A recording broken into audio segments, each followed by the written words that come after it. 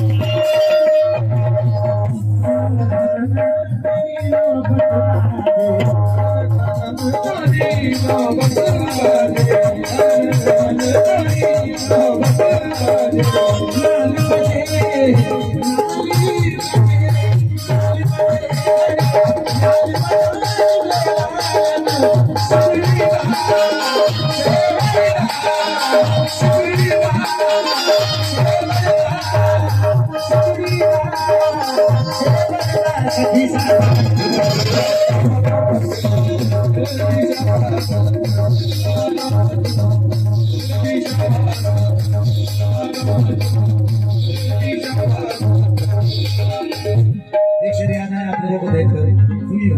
और आप सब जितने पीछे बैठे कि आपको मेरा सलाम है। अब्बू, एक जब बेटी विदा होकर अपने घर जाती है तो बेटी अपने अब्बा से क्या कहती है, सुनिएगा आप सब कि आपको मेरा सलाम है अब्बू, ये बड़ा नेक काम है अब्बू।